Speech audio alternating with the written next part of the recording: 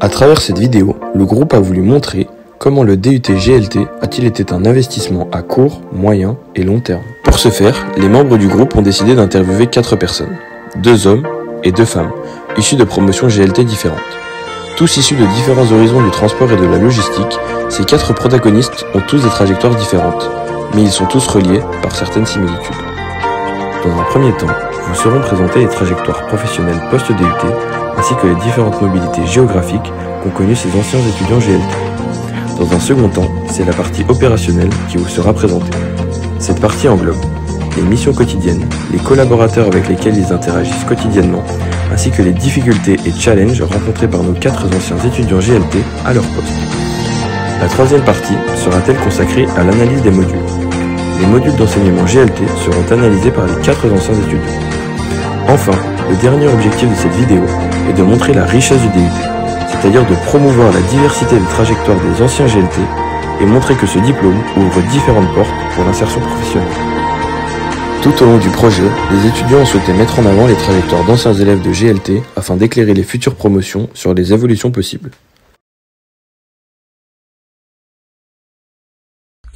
Kenny Guillaume, responsable planification et prépay chez Ecart Berthollet à Genasse.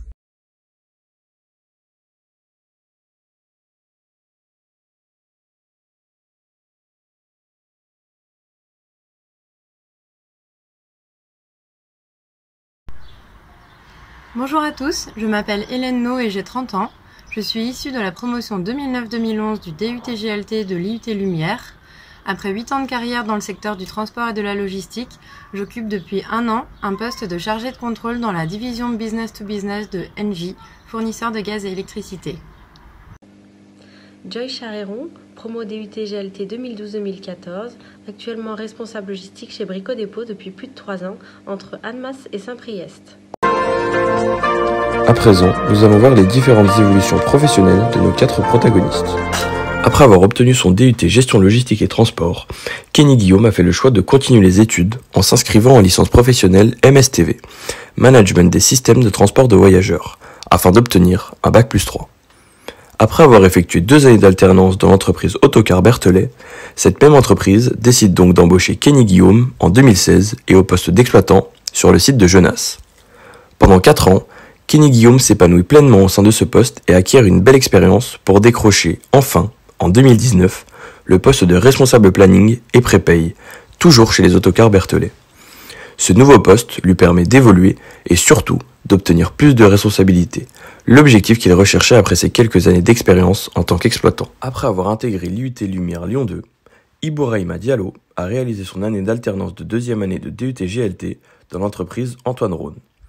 Par la suite, M. Diallo a décidé de s'orienter vers une licence professionnelle MSTV, Management des services de transport de voyageurs, en alternance et au sein de l'entreprise Transdev. Il a été embauché par cette même entreprise après avoir fait ses preuves en alternance. Quelques mois plus tard, force de sa qualité de travail, il a accédé au poste de responsable de secteur qu'il occupe encore aujourd'hui, soit depuis environ 5 ans. Madame No a un parcours assez atypique.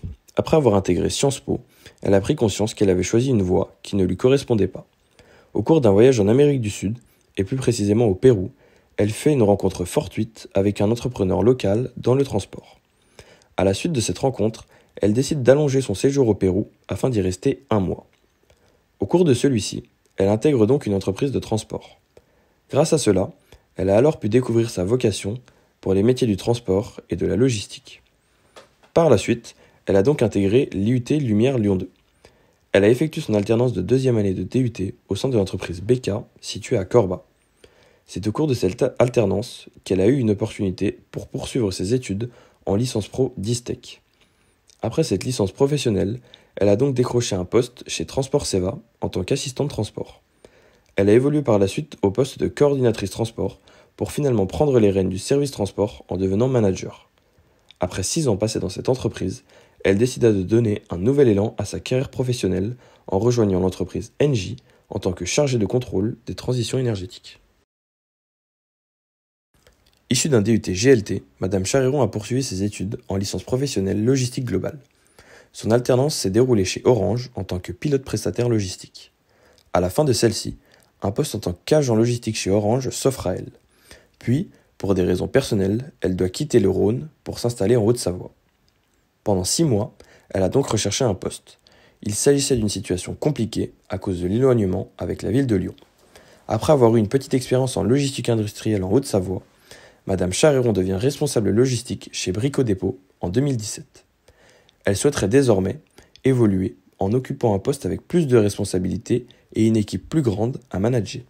Après avoir présenté les différentes trajectoires professionnelles de nos 4 anciens élèves du DUT Gestion Logistique et Transport, passons dorénavant à leur mobilité géographique. En ce qui concerne la mobilité géographique de Monsieur Diallo, on peut voir qu'il a effectué sa 2e année d'alternance à Mornan, avant de trouver un nouveau poste situé cette fois-ci dans la commune d'Arnas. Quant à Kenny Guillaume, il a toujours évolué au sein de la même entreprise. Après avoir été alternant sur un site à Genasse, il est désormais responsable planification et prépaye sur ce même site. Hélène No, quant à elle, a d'abord occupé un poste situé à Corba. À la suite de cela, elle a connu une nouvelle expérience professionnelle à Vénissieux. Enfin, et depuis peu, Madame No travaille actuellement dans le 2e arrondissement de Lyon. De son côté, Joyce Charéron a trouvé un poste sur un site à Annemasse après avoir fait des recherches d'emploi dans cette commune. Désormais, elle occupe un poste de responsable logistique à Saint-Priest. L'agglomération lyonnaise est la 2e zone en France qui offre le plus d'emplois dans les secteurs de la logistique et du transport. Cela montre donc parfaitement l'attractivité de la région Rhône-Alpes. Les mobilités géographiques de nos 4 anciens étudiants GLT illustrent également parfaitement l'attractivité de la région Rhône-Alpes. En effet, aucun d'entre eux n'a quitté cette région pour trouver un emploi.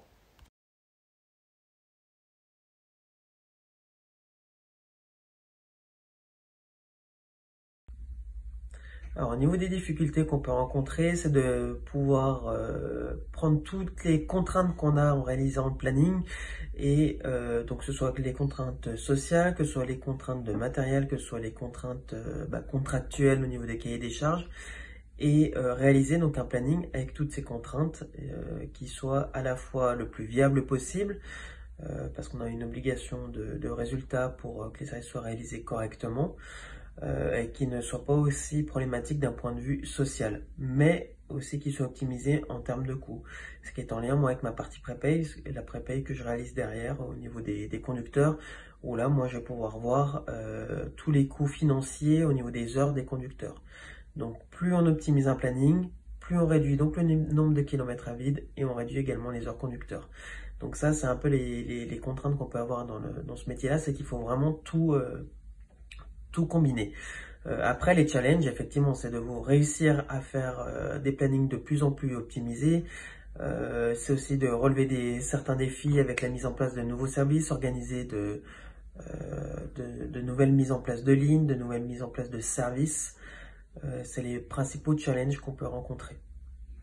Les difficultés et les challenges. Pendant une période de plus de 7 mois, nos flux de marchandises sont multipliés par 4 pour la même superficie de stockage. En basse saison, mon challenge est donc de repenser et de faire évoluer ma surface de stockage afin de mieux préparer la saison prochaine. En ce qui concerne Ibourahima Diallo, les missions qu'il effectue sont sensiblement similaires à celles de Kenny Guillaume. En effet, travaillant dans le même domaine, on peut retrouver les missions suivantes. Construire et optimiser le planning en veillant à respecter la RSE et le Code du travail, réaliser et étudier la prépaye des conducteurs en adéquation avec les accords en vigueur dans l'entreprise, la gestion et le contrôle des données sociales en lien avec la RSE.